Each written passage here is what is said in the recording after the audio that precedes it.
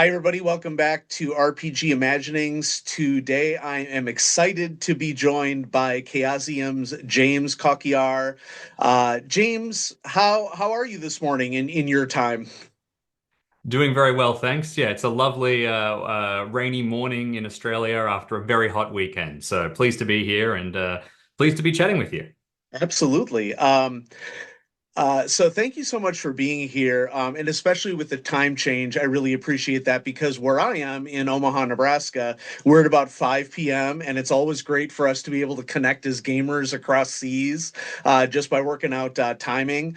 Um, I wanted to interview you for a whole host of reasons here on the channel, largely because I think that there is just a lot of talent at Chaosium, and I think that what has been demonstrated over the last few years is that you are a lot of talent, if I can compliment you. And so the first question that I would have for you is that you seem to wear a lot of hats at Chaosium. What have been some of the highlights of your journey at Chaosium? Oh gosh, well, I'll have to think for a second, but yeah, thanks very much for the compliment. And yes, there's some really talented people at Chaosium. Part of it is that we all wear a lot of hats, really. The team is pretty skilled at jumping in to do different things, and being able to work on all kinds of different stuff. Part of it is that we're very decentralized. There's a lot of Chaosium crew all over the world, and you have to get pretty good at being able to jump on something if there's nobody available because of time zones and all of those various logistical problems. But it makes for a team that's pretty, rounded in general and able to jump onto a bunch of different tasks as needed, and you can all share expertise and stuff like that. So it's a good atmosphere. There's been a lot of highlights. I think it would be unfair of me to pick one specific area over another. So what I like to do is I like to talk about a little bit of a left of field option because Yeah. it rings out a bit. Australia is quite near to New Caledonia, and since it's although there is some more complicated discussions about where exactly it sits as a nation state, it is French speaking in a large capacity. And there is a pretty big tabletop role-playing game scene there and general geek convention stuff. I've had the chance to go over to New Caledonia representing Chaosium to talk about all kinds of TTRPG stuff and meet all these wonderful people. It's really great to be able to play, but also to be able to play in French. I speak French, but it's definitely, I'm more fluid in English. So it's a lot of fun to be able to explore this different side of role playing and go to a really interesting country with all of this fantastic history and this fantastic community. It's just such a unique opportunity, and there's been a few of those that Chaosium has thrown forward, but that one definitely sticks in my mind. That's awesome. Now, you've also done a lot of live plays for Chaosium for YouTube. What have been some of your most challenging experiences with setting those games up and running them with your friend group? Well, there's been a few stories for it. I think that getting the infrastructure set up in the early days of the stream was a little bit tough, and quite frankly, I uh, got so much help from all of the other talented crew. So I can't take full responsibility, or even I think the lion's share of the responsibility for it. The toughest part for me, I think, is definitely the technical behind the scenes aspects of it all. I'm pretty confident as an editor in post if everything has been filmed as and is just sitting in a file for me to tinker with. But there's so much logistics that go into getting the stream to be just right and technical aspects and all of this at once. I find myself to be, I would say, medium nervous about like playing in front of a lot of people. I know that some people get really quite nervous about it. I totally average with that, but yeah, the technical stuff is mostly the biggest struggles. The highlights though are when everything just goes so smoothly and you get those great moments and hearts pounding, and it's really fun. It's also great whenever fans speak to me about it. It's still bizarre to me that some people go, "Oh, I've seen you on this or in this interview," and I go, "Wait, so you're the one?" But it's a lot of fun. Even being on this channel is kind of a little bit surreal to me. I mentioned to you before we started that I had watched some of your videos, particularly the ones explaining Traveller, when I wanted to play some Traveller with some friends and stuff like that. So yeah, it's wonderful that there's this like really interconnected ecosystem with all these different people sharing ideas and stuff like that. We had discussed early on about how that might be a big thing that has a big positive thing that has come out of the pandemic for gamers is that a lot of us are just more comfortable choosing digital options to game when the alternative is not gaming at all sometimes. You're entirely right. And in fact, that brings up a funny thing that I should have mentioned was a particular challenge for the stream. Right as the pandemic kicked in, we built a physical set because we were all meeting in person at the time. And you can see that physical set in use for a couple of episodes if you go and watch A Cold Fire Within, I think, on the Chaosium YouTube channel. Yep. About halfway through, that swaps across to virtual play because, well, we needed to. Everywhere was going into lockdown. Right. But we stuck with that and found that it was, a very reliable format, and there was all kinds of positives to it. There's also positives to filming an in-person game, but this was definitely logistically simpler for us. I we we bought the wrong kind of wood. We were moving these huge, heavy things. We had to carry so much stuff upstairs and like dismantle the entire thing in between episodes. It was all a lot of fun.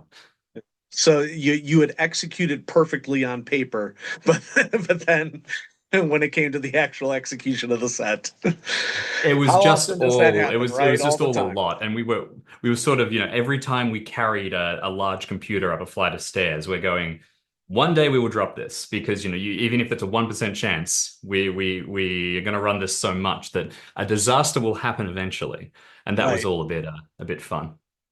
Now that you've had some experience running in front of a virtual audience, do you find yourself slipping in naturally into keeper mode, or is there still a consistent nervousness that you have whenever you get on a live stream? There's a little bit of nervous energy that comes into any kind of public speaking or public persona stuff for me. I used to be a bit of a theater kid when I was at like high school and stuff like that, so I don't mind being, I guess, in front of stuff, but I still do definitely have a shyness about me. It takes me a while to warm up. I suppose that in my work for Chaosium, I've had the opportunity to meet professional actors and people who Yeah, are that next level up, and they can just click in. So right. whereas I would say I am not bad at it. I'm fine at being Sure. thrown in. I can stay afloat. It's not a natural space for me. And seeing all these really talented people, I go, wow, that's a Right. great skill set. Yeah, and Chaosium has leveraged incredible professional actors to do a wide variety of different streams for various games, and that has been really cool to see from the perspective of the community. It's like whenever there's a someone who we know is going to bring an incredible energy to it, that's always exciting to us from the fan community as well. Um, so I'm going to show you something, and you can tell me whether it looks familiar to you. Does that look Very familiar at familiar, all? absolutely. Yeah, yeah, no, it's So you were fantastic. editor on No Time to Scream. Speaking of wearing hats, Yeah. and so what I find really interesting, so I've read the book cover to cover, absolutely loved it. I think it's a wonderful suite of introductory scenarios and also timed scenarios. So, like from a convention standpoint, like I see a lot of utility being gained out of these scenarios. But there are also three authors on this book. And I'm wondering if you could tell us a little bit about what sort of challenges did you have as an editor editing a book that had three authors? Hmm, that's a good question. I think that the biggest difficulty didn't actually come from there being three distinct authors. Pretty often you'll need to work with people who are contributing various different parts to a Mhm. project. And yes, there is slight attunement where you need to, maybe one person is particularly gifted at writing mechanics, maybe one person has missed a certain part of the style guide, recommendations, but those are all relatively simple, and they come forward in the scope of normal editorial work. I would say that the more difficult aspect comes from specifically all of those scenarios coming from very disparate places. I don't want to talk too much about the Right. logistical behind the scenes because honestly, it gets complicated enough in terms of how we sourced all of those scenarios that Mhm. I will probably say something wrong in terms of the background and everybody else who has touched these things and how they go. But it's a very involved process, and these scenarios can be submitted. They can sit for a while. They can be repurposed. They can be changed to fit. And the case with No Time to Scream is that each of the scenarios in there comes from a very different sort of context and space and had different, I suppose you would say, contextual or environmental challenges around it. So you had to change a few details for each one.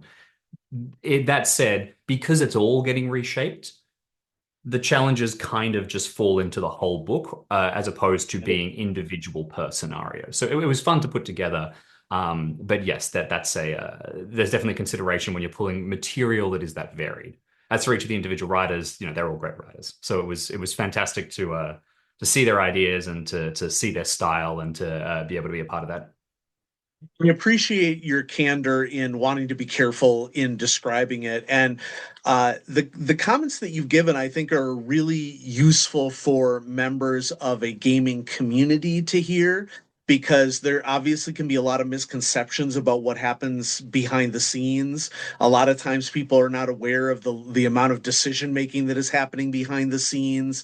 And so I feel that the more game players can learn about just generally some of the challenges of how games are crafted, it can help them have a better sense of perspective and gratitude over the products that they get because, it isn't just like someone writes something and it just gets plunked into a book. There, as you say, there's so much that has to happen behind the scenes, and from a strategy standpoint, I can't even imagine the sorts of talks that you have in terms of crafting a product for a role-playing game. And so thank you for describing even just a little bit of the nuances. I think is really good for the community to hear. Oh, no worries. And of course, to be honest with you, I'm still learning a lot about it. Fortunately, as you mentioned, the Chaosium team is very talented, and people like Mike Mason and all of the Call of Cthulhu editorial team at large, as well as the various other people, cross lines, creative directorship, producers, marketing folk. It's such a there's so much that goes into the decision making around. How a book gets formulated, everything down to like the logistics of printing and shipping and warehousing, what might be around, what we have certain amounts of, what we need to, and all of these things are perpetually in flux. So I'm very fortunate that get to deal with my tiny little slice of it all. And even though I do have to wear a couple of hats and I sometimes have different slices, having your head around the whole thing can be quite difficult. And then there's also the fact that every tabletop role-playing game company is different, right? Every company is different, Sure. so everyone has different procedures, different scales, different methodology. Yeah, it's a complicated process. Well, speaking of something that is different, though, and this is different in a very good way, Chaosium has kind of been an industry leader in terms of like if we count the Ennie Awards as an example of an area of the TTRPG hobby in which Chaosium has been consistently placing books with silver or gold Ennies, and so. What sort of discussions, celebrations happen inside the Chaosium offices whenever that recognition comes through? It's a bit of fun. I mean, there's definitely just sort of general messages of congratulations and all the kind of standard things you would expect. When I was in Indianapolis for the Ennies in, I believe, 2018, Reign of Terror won an Ennie, which I was a writer on, and I think we all went to a pub afterwards, and there was much yelling and merriment to be had. Uh, it's it's different, and there's some people really value uh certain styles of like communicate, like they want to they really want to focus on the awards, or they really want to focus on not specifically the Ennies, but one of the other various TTRPG awards that are out Yep. there, or they're more interested in other aspects like critical reception outside of awards. So there's, it all wraps in together to the general celebrations about whenever something comes out. Uh, Everybody's different. For me, when I'm there, it's wild to soak in the atmosphere, and I'm still kind of just blown away by the scale of Gen Con and those sort of events in general. So it's all just a bit uh, interesting to look at, and I'm enjoying it. And I think that as somebody who tends towards, I suppose, nervousness, I tend to just have this, oh, okay, great. Right. So Yeah. wonderful. Yeah, I guess even though the book's been out for a while and everything, I can stop ticking over in the back of my head about it. Sure. Well, fans in the community are noticing things in recent Call of Cthulhu releases in a good way. And whether or not they're talking about it openly doesn't really matter to me, other than the fact that I'd love to talk about it openly with you. And so I'm going to read this question verbatim because the setup is a little long, but I think that you're going to recognize what I'm talking about here when I do the setup. And then I'm Sure. interested in your reflections on this because this is going to sound weird, but like I'm proud to be a fan of Call of Cthulhu 7th edition. I think that Chaosium is doing industry leading work on these books. And there's something that I've noticed in the last several releases that I'd love to hear your insights on. So here's my setup for you. Um, so you started to include more keeper support features in recent scenario releases. And by you, I mean Chaosium in general. One example is the inclusion of dedicated boxes with bouts of madness suggestions for pre-generated characters. Another example would be that there has been a lot more scenario pathing within scenarios in which after a particular segment, it will say you could go here or here or here or here, which that is a new feature that hasn't been as common in prior Chaosium, I guess specifically Call of Cthulhu releases.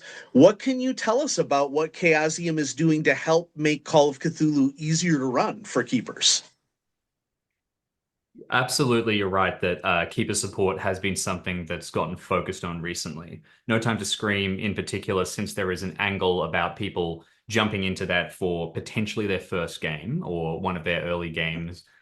There's definitely a demo aspect to it, even if it's not demoing the basic rules as much as something like Gateways to Terror. You've got this demo aspect that teaches you a little bit of the direction of pulp, for example, if you talk about bits and pieces, or something a little more role play character driven if you talk about Aurora Blue, or even just more improvisational stuff if you talk about A Lonely Thread. In general, there's a lot of strategy that goes into how prescriptive you want to be for of the support that you give to players. I had an example that I speak about a lot with Dave at Chaosium as well. We talk about some games containing rocket fuel, and that is to say, putting more fuel on a rocket doesn't necessarily get it higher because Yeah. fuel has weight to it, and you can only add a certain amount of keeper support before actually you're not necessarily helping as much as you're creating the need for this continually cascading level of like reintroduction because you've broken the flow of the scenario to explain something.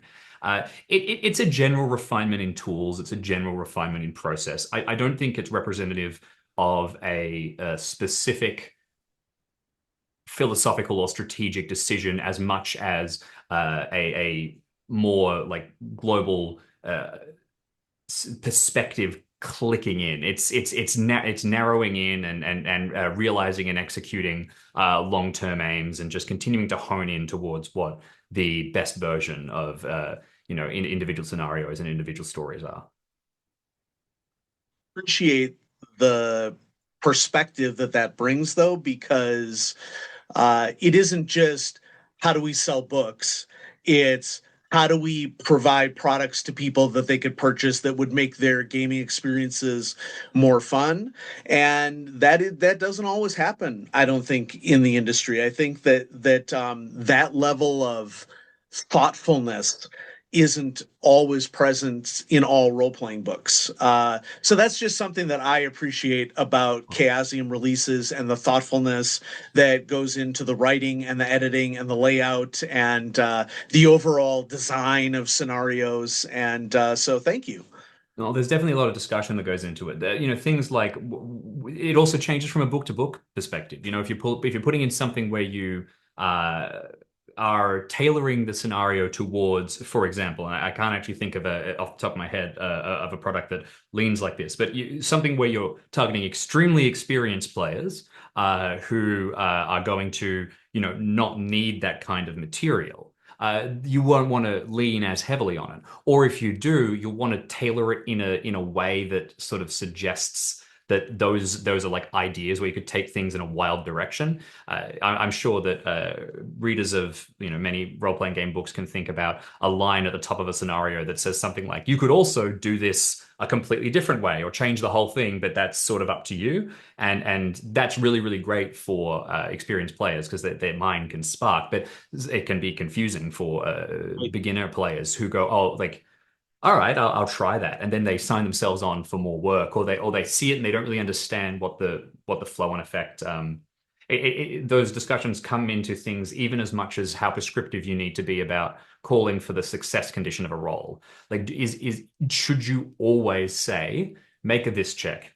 If you succeed, do this. If you fail, do this. Or is it fine to say, if the players can break through the door, and then in brackets a strength check, and just continue? Because depending on your player type, some people are going to prefer one or the other. You know, going back to the comment that you made about the danger of being too prescriptive with things, that reminds me, I've read hundreds of scenarios for many games over the decades, and that is one feature that has been concerning to me for some writers, that they will spend a huge paragraph giving a half dozen different options of what could happen, and it's very clear under those circumstances that they are trying to be as giving as possible to as broad of an audience as possible. And there may not logically be anything inherently wrong with that until it becomes so text dense that it ends up being counterproductive. And that's where I come back to Mike Mason's common comment that scenario writing is technical writing. And as part of the technical writing process, you have to be careful that if the goal is for you to train somebody how to run a scenario, you're not going to train them to run it right off the rails to the point where it isn't recoverable. Absolutely. That's a great way to look at it. And there's certainly a huge technical writing aspect. One of the interesting ways in which it differs from technical writing, and to be clear, I don't consider this to be in counter to Mike's point. I think that Mike would very much say there's technical writing and other parts to it as well, Yeah. which I agree with. Sometimes, if you've got all of these examples, some players have a reticence to run things entirely prescriptively, and if you put forward three fantastic ideas and you know that this is the best way for the scenario, and it's just awesome, people often want to add their own flair to things, and Right. you kind of want to leave just you give them the direction, but you leave enough so that they have an idea and they think, this is great, I'm going to add this is so cool. And in my view, the best TTRPG writing has you can see that actually they're setting you up to have that idea. But by obviously your exact take on it is going to be different, and I don't think that's deceptive. That's the perfect layer of interaction between the player and the keeper and the team behind it. I think it's an interesting format where the entire product kind of gets resynthesized through a keeper, and all of the pretty prose that you write and that can be truly spectacular. Some of the lines in scenarios stay with you for ages, but it gets put through, and you don't necessarily want to force people to say all of it or not say it, or yeah, it's an interesting balance.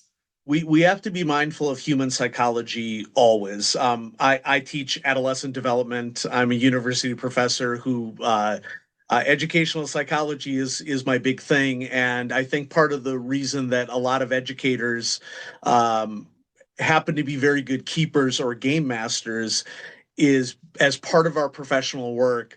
This is going to sound weird, but psychological management is a big part of our professional work. In that our job is to think about what could be going on inside of a student's head, and we don't want to push them into an area where they could discover themselves.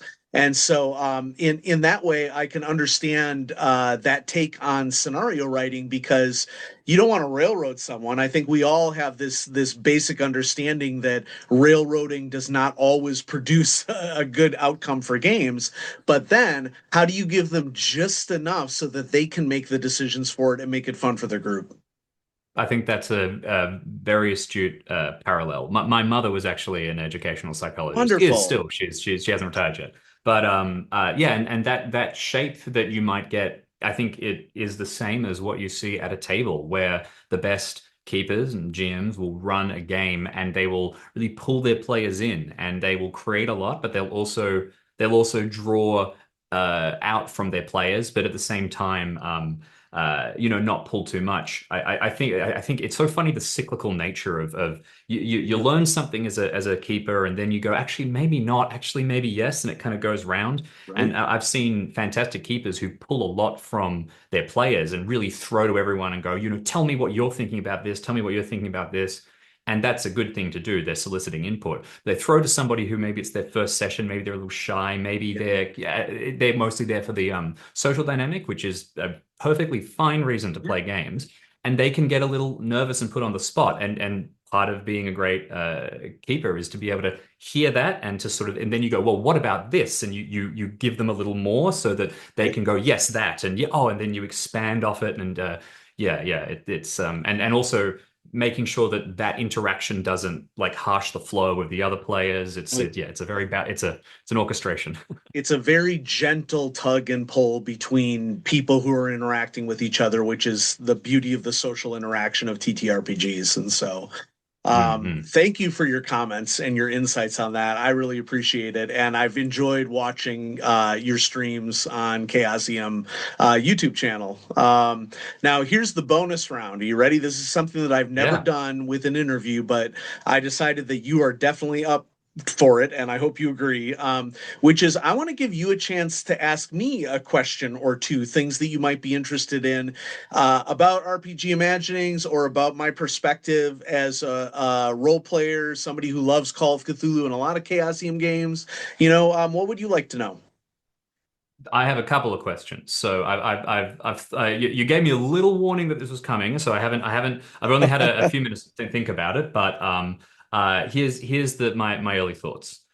First of all, in regards to reading scenarios, I've read a decent chunk. I've got my shelf with all my fancy books to show up over there. But I also have this. I was very much like a scavenger from my friends' garages, so I have like a wall of old books from like early editions of World of Darkness and everything like that. Um, when you read a tabletop role-playing game book as a and I'm sure you have a different lens through which you read things as a reviewer and just as a player, but they blur, I'm sure. How detailed do you go through it? Are you you said you read through all of No Time to Scream, and I totally believe that. I don't doubt it for a second. But I observe that some people read very, very surface level. That's not a problem because some of this is just to spark ideas. And I think the best writers will write to a style where all you need is you need to expect that your players will skim across the words and you have to find a way to get the meaning and the exciting bits across. But then you also have to tailor it for somebody who really is going to beat by beat. How do you read TTRPG books in general? It depends upon the purpose by which I'm reading the book in that moment. And so, my initial read of everything, what I'm really interested in is idea mining, is the first place that I always go to. And I have a very agnostic perspective on idea mining where I feel like, regardless of genre, anybody could pull something wonderful from any TTRPG scenario because they are all linked to to the critical concept of human storytelling. And so, whether I'm reading Call of Cthulhu or Traveler or Flying Circus or anything out there, my first read is always going to be reading for like, what's an idea that I've never used in a game before that I might be able to pull out of this scenario, or what is an encounter that I might be able to pull out of this scenario, or what is a character drama that I could pull out of a scenario. That would be the first level that I would read any scenario. Now, I shift entirely to an entirely different perspective when I'm going to run a scenario. And so when I run a scenario, then immediately I'm going into pathing mode in my head, where I will often, first of all, I print off, if I have the PDF, I will print off just the scenario and I make code different parts of the scenario, linking various things together so that I know, like I'll put in the margins like page 345 or whatever, so that I know what page I have to flip back and forth from. With Call of Cthulhu, because it is so heavily dependent upon handouts, I print out all the handouts in color and I cut them out so that I can hand them to my players, of course. And so that's where you have to be very, very careful because um, Chaosium, you all do a great job of bolding the names of the handout, but I always have to make sure that I then highlight that bolding and put a bunch of stars by it to ensure that I know what has to be prepped for that particular segment when I get there. And then I order the handouts in the order that I think they're going to happen, knowing that I may have to go out of order. So my detailed read doesn't happen until I have to run a scenario. Until then, it's as I described before. But another thing that I also read for is just theme. Theme is something that is very interesting to me in storytelling. So even if the plot is going a particular way, if I think a scenario has particular themes that I think are interesting, I might pull the themes from one scenario, but then the mechanics and the encounters from another scenario. I don't think that there's a single art TTRPG scenario that I have run as is ever. And it works that way because, as you've mentioned, I want to pull things from my players. And if you're pulling things from your players, I find it very difficult to read and administer something as it is written because that would just get in the way of my players' creativity, some of the time. So that's my answer to that. Great one. I've got two more for you, if that's all right. And this is just me Of course. mining data at this point. Um, uh, I've noticed something when I play tabletop role-playing games, and this, to be clear, isn't a knock on any particular system or anything like that. It's something that I'm just trying to think of what's the best way that I can come up against this, and input it into anything that I write. Although for a couple of reasons, it's not super problematic with Call of Cthulhu because a lot of the lore is unknowable. I find it interesting when you play some games, especially lore-heavy games, where you can get thrown something and you don't know how much you're allowed to flex it or riff it.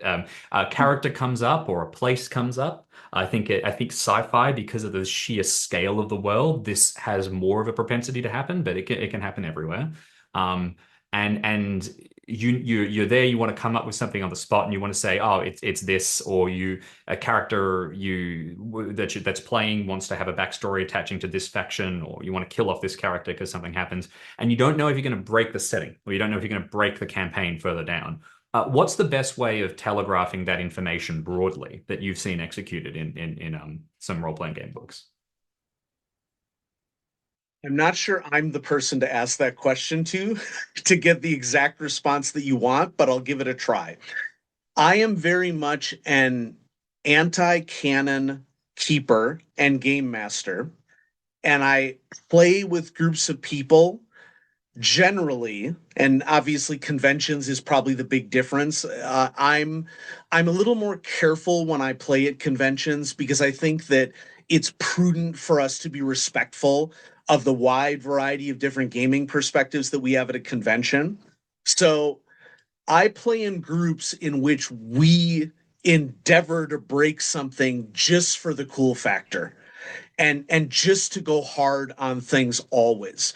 Um, so I was running Traveler last night, and I threw a tidbit of information about Traveler lore at them, and there was a miscommunication there. And my player's response was, "Hey, was I supposed to know about this confederation? Like, I'm not sure that I got the details right." And I had to go and I had to explain to them, "Oh, I was just giving you like background information. We can do whatever we want with the background information." So even though my player's gut instinct is to break stuff, they still want to be respectful, I think, of me as a keeper. But then it's my job as the keeper to communicate to them that I want you to break my stuff, as much as possible. Because I wholeheartedly believe that five brains or four brains going hard on something is going to produce stronger storytelling than attenuation to a canon that exists out there. Now, I understand that there are people who have a different perspective than me, and that's perfectly fine. I mean, your game will vary, right? And I'm a big believer in your game will vary. But you know, not to make it about age, okay, but like as somebody who's been gaming for 30 years, I'm not interested in censoring myself right now. And I happen to play with a lot of players who aren't interested in preventing ourselves from tiptoeing around canon or anything like that. And I don't mean that in a derogatory way or a negative way. That just isn't the style that we like. And so although it does come up, I've been very successful with my group being like, break my stuff, break my stuff, break my stuff, because I think it's just going to be more interesting that way. Oh, I think that's a great answer, and for sure, there are if you are really keying into a story with your table, you will tailor it for your table, and you will make the most exciting variant of that. And if the most exciting thing for your table is to be very, very conscious of canon and to play that's just you Right. tailoring it. Yeah, so great. Absolutely. Um, the last thing is this. I am not so full of hubris that I think that I'm not going to write, bad rules or bad descriptions at some point. It's going to happen. And I want to know how most people sort of like interact with something when they go like, huh? Because I think that that's something that it depends on which game you read that in, and I'm interested to try and like get as many angles on that perspective as possible. When you encounter something that makes you go, huh? Either not necessarily a mistake, but just something that you disagree with or you don't think it's Mhm. effective, without pointing any fingers or directions. What's your interaction with that? What do you do? Is it just an immediate change? Do you try and look in and try and like figure out what the system or the creators would have wanted you to do? Or Yeah, so I think I respond to it in two ways, consistently. And I can think of lots of examples of these responses in which I've run games and also when I've been a player. And I also think that this is an instance where it can really help a game master make connections with their players. So sometimes I will read something that doesn't seem to make sense. I don't think that I'm understanding what the intentions of the designers are. And so I will just make a change right there to the rule, either simplifying it or making it more complicated, depending upon what I think is appropriate for the situation. And so an example of that is like if I deem that it's something that is maybe a little bit more complicated than that, but it's been written simple. The reason why I would want to make it more complicated is because I want my players to feel like they need to struggle just a little bit more in a situation. Then I might make it a little bit more complicated, like make it a series of linked roles in some way or combined roles in Call of Cthulhu. It can also swing the other way. So sometimes I'll find something that is quite complicated. I don't know what the intention, or like I understand what the intention of the design is. Like you want to make this cool set piece, but my group right now is not prepared to dive into like a major mechanical weirdness under these circumstances.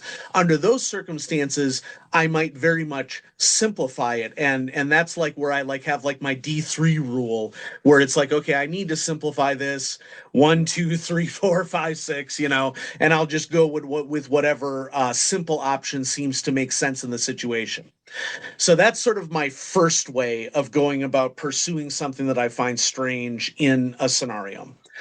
The second way is that I think that there's a lot to be said for like diagnostic conversations in the middle of a role playing session where you kind of get a little meta and everybody steps out of it. And there have been instances where I've been like, okay, pause. This is completely out of character. I'm interested in what you all think. This is something that happens very commonly with the group, a new group of players that I've been in who I've known the people for a long time, but I haven't been gaming with them as long. Um, and so when I game with them, we will frequently encounter these situations in which I'll be like, "So, real talk, module says this. This doesn't make sense to me. How do you all think we should adjudicate this?" And there may be a little variance of opinions, but since we're going for MGF, maximum game fun, it's pretty easy for us to distill it down to whatever suggestion seems to make the most sense in the circumstances.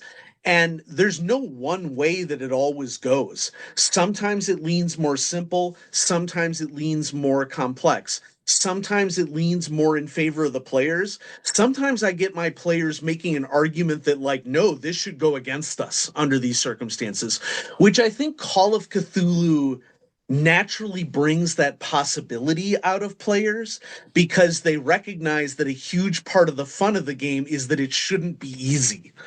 And so sometimes I will attempt to adjudicate something. I'll ask for their opinion, and they'll be like, oh, no, no, no, no. It should be this more difficult thing because I want to have a greater sense of tension in this situation. And so I will advocate for something that is more tense under the circumstances, which I just think is awesome because it's showing a real mutualism that is existing in the storytelling. And it may not be what the average person would predict is going to happen. But when you have people who are creative, and I want to emphasize the word creative because I don't think that it's necessarily an experience thing either. This can happen with inexperienced role players. This can happen with experienced role players. You can have an inexperienced role player who has amazing creative ideas, and you're inviting them to an atmosphere in which they can exercise that creativity. And I think that that's what brings a lot of people to the hobby. Like they haven't often been invited to exercise their creativity, which is, yes, sad, but that's why we have that opportunity as gamers to bring them into the fold. Great answer. Yeah, yeah. I think those are good.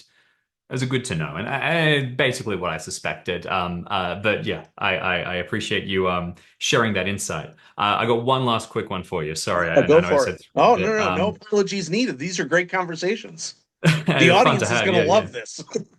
What's you read quite widely for tabletop role-playing games. I find that in the same way that sometimes you read a book and it's got like stunning visual descriptions in it, and you go, "Oh, this is so visually rich," it would also work great as a movie, right? Yeah.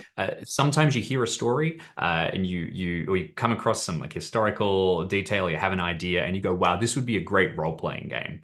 Right? But maybe what story recently that isn't already Mm, represented in the role-playing game market, right? Or like a yeah. historical era, if you're talking Call of Cthulhu, do you think like, oh, there's a role-playing game thing in that, even if you don't have the shell around it, but just a concept? Sure. Ooh, gosh, that's a good one. Um, If you need a second to think, I can give you yeah, my no, no, no. example I, just to I buy I'm you gonna some take time. I'm gonna take a little bit of time to think on that one because uh that could go so many different ways. So a lot of role playing games cover a lot of genres, and so gosh, are you gonna stump me on this one? That, I'll take your uh, time. I'll buy you a moment because the yeah, example yeah. I give is there's a because I think in terms of Call of Cthulhu, and this might have already been done in a historical setting that I'm not aware of. I just haven't run across it yet. In post-war Vienna setting of the Third Mm, Man, if you've seen that movie, yeah. there was a concept called Four Men in a Jeep, and it actually has a Wikipedia page if you look it up. And Occupy Vienna was divided in a similar way to Berlin, in which it had sectors that were controlled by different powers.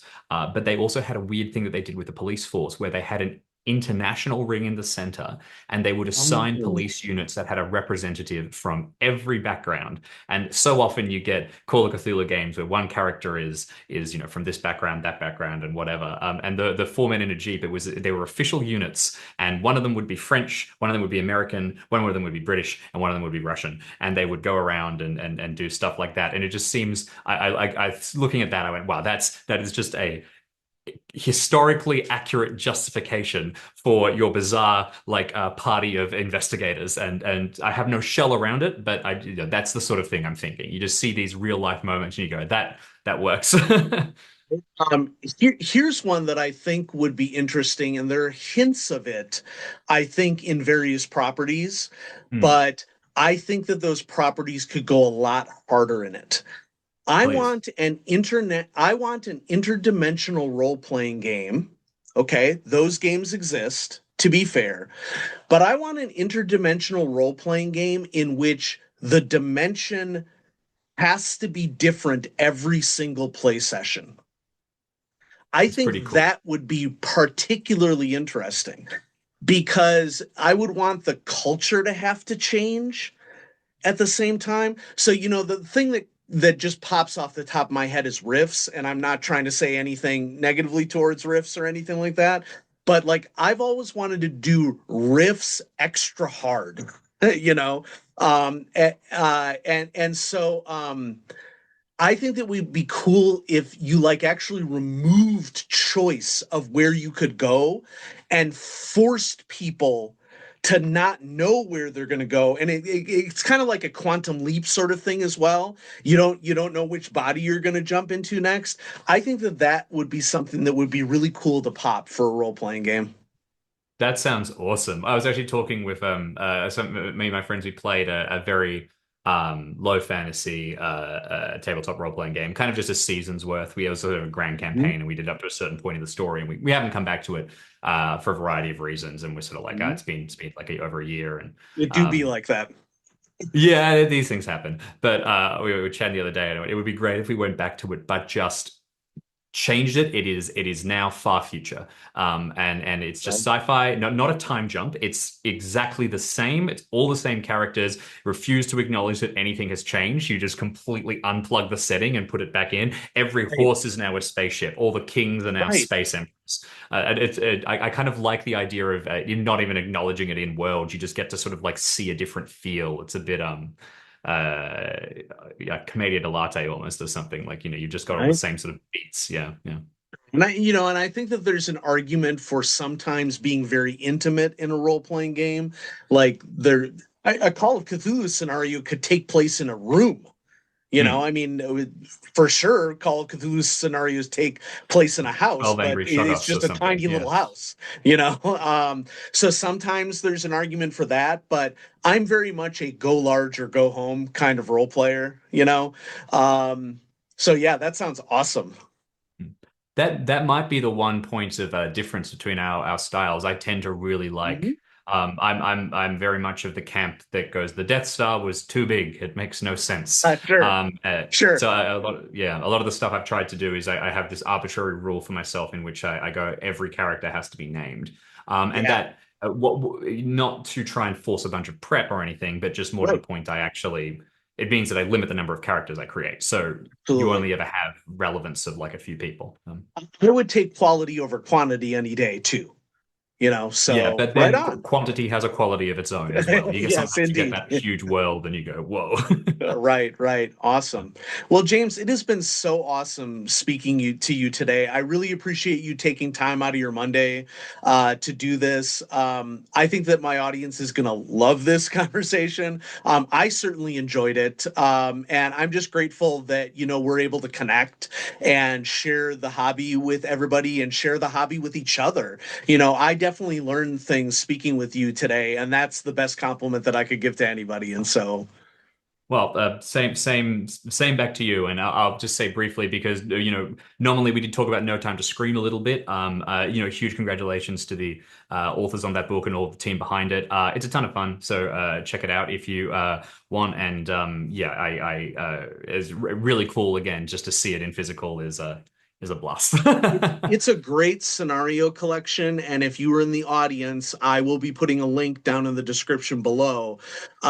These scenarios are great both for new keepers and experienced keepers. There's a lot of wonderful, interesting situations and characters to play around with in these three scenarios. So I wholeheartedly echo James' recommendation after my read through. And yes, granted, this is a sponsored video on RPG Imaginings. I'm super grateful from support from Chaosium, but I don't say anything but what my true feelings are on role playing games, and I just love that Chaosium just keeps churning out awesome scenario after awesome scenario. So thank you for all of your work, and to everybody at the Chaosium team.